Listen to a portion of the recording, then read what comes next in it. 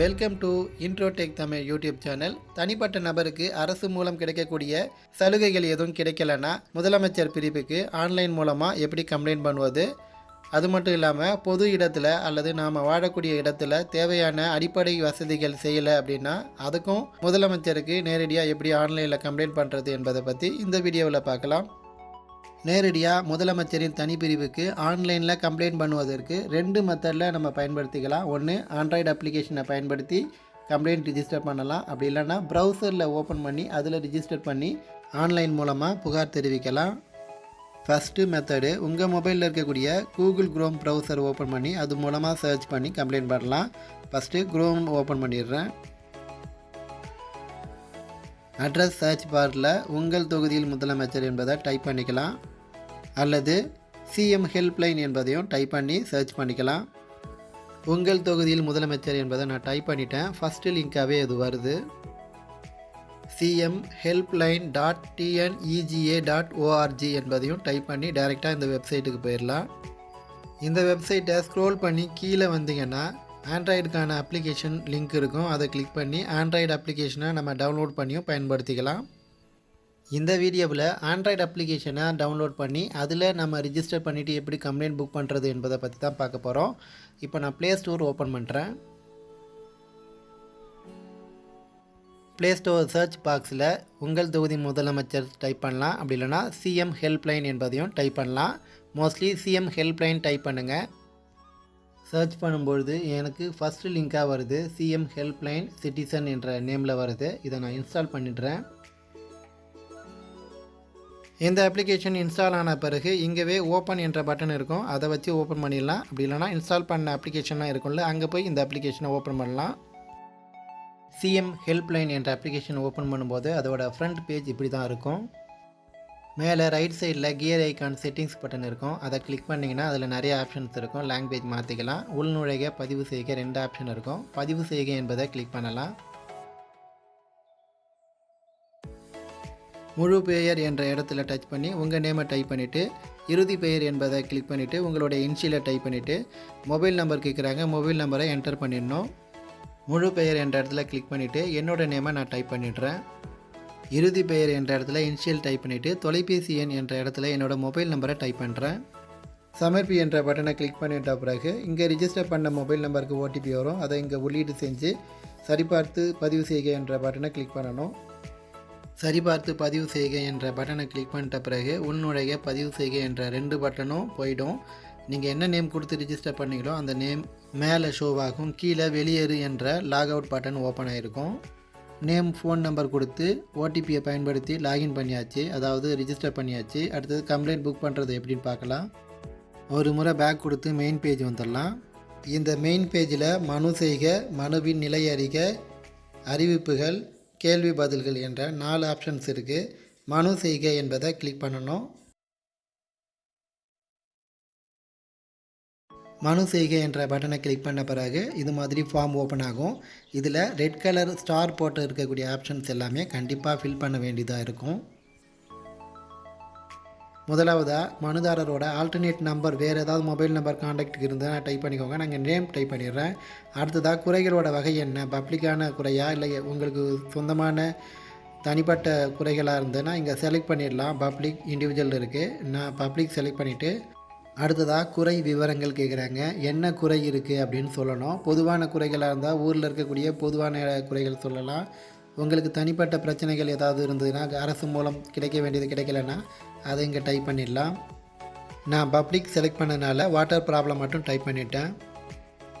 அடுத்ததாக குறை தொடர்புடைய அரசு துறை, உங்களுக்கு கவர்மெண்ட் மூலம் எது உங்களுக்கு கிடைக்கலையோ அது எந்த டிபார்ட்மெண்ட்டு அப்படின்னு கேட்குறாங்க. அதை நம்ம செலக்ட் பண்ணிக்கணும். முதல்ல அரசு மூலம் உங்களுக்கு கிடைக்க வேண்டிய சலுகைகள் கிடைக்கல அப்படின்னு தெரிஞ்சதுன்னா அந்த சலுகைகள் எந்த டிவிஷன், அதாவது எந்த டிபார்ட்மெண்ட்லேருந்து உங்களுக்கு கிடைக்கணும் அப்படின்றதையும் நீங்கள் தெரிஞ்சுக்கணும். அப்போ தான் கரெக்டாக நம்ம கம்ப்ளைண்ட் பண்ணுறதுக்கு ஈஸியாக இருக்கும். தண்ணி பிரச்சனைன்னு சொன்னதுனால முனிசிபாலிட்டி வாட்டர் சப்ளை என்ற டிபார்ட்மெண்ட்டை செலக்ட் பண்ணிடுறேன். அடுத்ததாக லோக்கல் பாடி டைப் கேட்குது. இந்த இடத்த கிளிக் பண்ணனா டிபார்ட்மெண்ட்டு வரும், அதில் செலக்ட் பண்ணிக்கோங்க. சப்போஸ் தெரியலனா நாட் அப்ளிகபிள் கொடுத்துருங்க. வாட்டர் சப்ளையோட லோக்கல் பாடி முனிசிபாலிட்டி, அதை நான் கொடுத்துக்கிறேன். ஒவ்வொரு ஏரியாவுக்கும் என்னென்ன டிவிஷன் இருக்கோ அதை தான் கொடுக்கணும். நான் எனக்கு முனிசிபாலிட்டின்றதுனால அதை கொடுத்துட்றேன். அடுத்ததாக குறையின் வகை இருக்குது, அதை கிளிக் பண்ணிவிட்டு அதுலேயும் நிறைய ஆப்ஷன்ஸ் வரும். அதில் உங்களுக்கு என்ன குறை அப்படின்றத அங்கே செக் பண்ணிக்கலாம். நான் ட்ரிங்கிங் வாட்டர் என்பதை செலக்ட் பண்ணிட்டேன். அடுத்ததாக துணை குறை வகைப்பாடு கேட்குது, அதை கிளிக் பண்ணிவிட்டு அதாவது அந்த சிட்டியில் இருக்கக்கூடிய முனிசிபாலிட்டி கமிஷனர் அட்மினிஸ்ட்ரேட்டிவ் அதை கொடுத்து செலக்ட் பண்ணிடுறேன். எனக்கு அதுதான், உங்களுக்கு எதுன்னு பார்த்து அதை செலக்ட் பண்ணிடணும். அடுத்ததாக மாவட்டம் கேட்குது, அதில் டச் பண்ணி புதுக்கோட்டையை செலக்ட் பண்ணிடுறேன். அடுத்து நகராட்சி கேட்குது, இது தாலுக்கா என்ன தாலுக்காவோ அதை செலக்ட் பண்ணிடலாம். நான் புதுக்கோட்டையை செலக்ட் பண்ணிடுறேன். அடுத்ததாக என்ன வார்டுன்னு கேட்குது, இதை கிளிக் பண்ணிவிட்டு என்ன வார்டோ அதை நான் செக் பண்ணி செலக்ட் பண்ணிடுறேன். உங்களுக்கு கிராமம் கேட்கும், அந்த கிராமத்தை நீங்கள் செலக்ட் பண்ணிடலாம் கிராமத்துலேருந்து பண்ணிங்கன்னா. அடுத்ததாக தெரு பேர் கேட்குது, அடுத்தது கதவு எண் கேட்குது. இது எல்லாமே கரெக்டாக நீங்கள் டைப் பண்ணிவிடுங்க. எந்த இடத்துல பிரச்சனையோ அதுக்குரிய அட்ரஸை தான் இங்கே எல்லாமே நோட் பண்ணி நம்ம டைப் பண்ண வேண்டியது இருக்கும். தஞ்சாவூர்லேருந்து கம்ப்ளைண்ட் புக் பண்ணுறோம், ஆனால் வேறு ஒரு நபருக்கு, அதாவது புதுக்கோட்டையில் இருக்கக்கூடிய ஒரு நபருக்கு பிரச்சனை, அவருக்காக நீங்கள் புக் பண்ணுறீங்க அப்படின்னா, அதாவது கம்ப்ளைண்ட் ரைஸ் பண்ணுறீங்கன்னா நீங்கள் உங்கள் அட்ரஸை கொடுக்கக்கூடாது. யாருக்கு கம்ப்ளைண்ட்டோ எந்த ஏரியாவில் இருக்கிறாங்களோ அதோட அட்ரஸ் தான் இங்கே எல்லாமே ஃபில் பண்ணி வரணும்.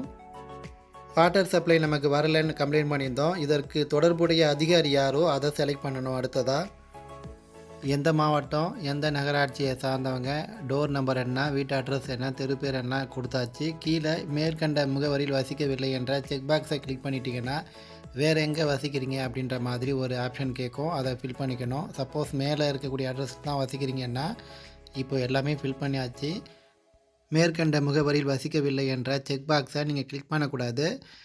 இந்த ஃபார்மில் எல்லாமே சரியாக ஃபில் பண்ணிட்டோமா என்பதை ஒரு முறை செக் பண்ணிவிட்டு மேலே ரைட் சைட் கார்னரில் சமர்ப்பி என்ற பட்டன் இருக்கும், அதை கிளிக் பண்ணிடலாம். புகார் வெற்றிகரமாக உருவாக்கப்பட்டது, விரைவில் உங்களை தொடர்பு கொள்வோம் என்ற செய்தி வருது. அவ்வளோதான், நம்ம கம்ப்ளைண்ட்டை ரிஜிஸ்டர் பண்ணியாச்சு. அப்பப்போ உங்கள் கம்ப்ளைண்ட் என்ன ஸ்டேட்டஸில் இருக்குது என்பதை மனுவின் நிலை அறிய என்ற பட்டனை கிளிக் பண்ணி செக் பண்ணிக்கலாம். மனுவின் நிலை அறிகை என்ற பட்டனை கிளிக் பண்ணும் பொழுது நீங்கள் என்னென்ன பெட்டிஷன் ஃபைல் பண்ணிங்களோ எல்லாமே இங்கே ஷோ ஆகும். அக்செப்டட், பெண்டிங் என்ற ஸ்டேட்டஸ் எல்லாம் இருக்கும். அந்த ப்ராப்ளம்லாம் முடிஞ்சிச்சின்னா ஃபினிஷ்டு என்ற ஆப்ஷன் வரும். பெட்டிஷனை ஷார்ட்டாக எழுதி அதுக்கு கீழே ஆஷ் போட்டு 7 நம்பர்லேருந்து நம்பர் கொடுத்துருப்பாங்க. அந்த நம்பரை வச்சு நெட்லேயும் நீங்கள் செக் பண்ணி ஸ்டேட்டஸ் என்னன்னு தெரிஞ்சுக்கலாம். இந்த அப்ளிகேஷனில் நீங்கள் ஸ்டேட்டஸ் என்னவும் ஃபுல்லாகவே தெரிஞ்சுக்கலாம். உங்கள் அப்ளிகேஷன் பெண்டிங்கில் இருக்கா, அக்செப்ட் பண்ணிட்டாங்களா, ரிஜெக்ட் ஆகிடுச்சா, ஃபினிஷ்டு ஆகிடுச்சா என்ற ஆப்ஷன் எல்லாமே, ஸ்டேட்டஸ் எல்லாமே க்ரீன் கலரில் ஷோ ஆகும், அதை பார்த்து தெரிஞ்சுக்கலாம். இந்த வீடியோவில் சொன்ன மாதிரி உங்கள் நேமு, மொபைல் நம்பரை வச்சு ரிஜிஸ்டர் பண்ணிட்ட பிறகு திரும்பவும் இந்த அப்ளிகேஷனுக்குள்ளே வந்து ஆல்ரெடி லாகினில் தான் இருக்கும். சப்போஸ் அன்இன்ஸ்டால் ஆகிடுச்சுன்னா திரும்ப இந்த அப்ளிகேஷனை இன்ஸ்டால் பண்ணி வரும்பொழுது உள்நுழைக என்ற ஆப்ஷனை கிளிக் பண்ணிவிட்டு உங்கள் மொபைல் நம்பரை கொடுத்து உள்நுழைக என்ற ஆப்ஷனை கொடுக்கும்பொழுது ஓடிபி வரும். ஓடிபி என்ட்ரு பண்ணிவிட்டு ஆட்டோமேட்டிக்காக நீங்கள் லாகின் ஆகிடலாம். இதுவரையும் சிஎம் ஹெல்ப்லைன் என்ற ஆண்ட்ராய்டு அப்ளிகேஷன்லேருந்து குறைகளை எப்படி பதிவு செய்கிறது, சிஎம்க்கு எப்படி அனுப்புறது என்ற தகவலெல்லாம் பார்த்தோம். அதை எப்படி வெரிஃபை பண்ணிக்கிறது, ஸ்டேட்டஸ் என்ன எப்படின்னு செக் பண்ணிக்கிறது என்பதையும் இந்த வீடியோவில் பார்த்தோம். இந்த வீடியோ உங்களுக்கு யூஸ்ஃபுல்லாக இருந்ததுன்னா வீடியோவுக்கு லைக் கொடுத்து உங்கள் நண்பர்களுக்கும் ஷேர் பண்ணுங்கள். இந்த சேனலை சப்ஸ்கிரைப் பண்ண மறந்துடாதீங்க. மீண்டும் வேறொரு வீடியோவில் உங்களை சந்திக்கும் வரை உங்களிடமிருந்து விடைபெறுவது இன்ட்ரோ டெக் தமிழ்.